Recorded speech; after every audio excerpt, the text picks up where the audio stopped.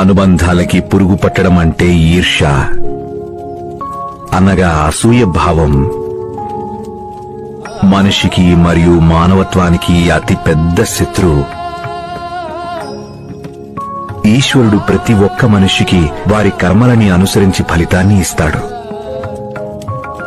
అలాగే ఆయన మనల్ని పరీక్షించడానికి కష్టాల్ని కూడా ఇస్తాడు.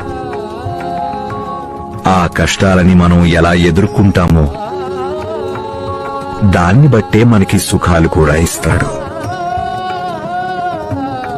కానీ మనం ఎప్పుడైతే మనల్ని ఇతరులతో పోల్చుకోవటం మొదలు పెడతామో, లేక ఇతరుల ఆనందం చూసి అసూయపడ్డం చేస్తామో,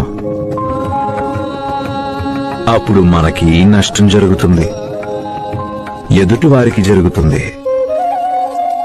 ఈ అసూయ అనేది ఎంత గట్టి అనుబంధాల్లోనైనా విషాన్ని కుమ్మరిస్తుంది. అందువల్ల దాని మనసులోకి రాకుండా జాగ్రత్త వహించాలి.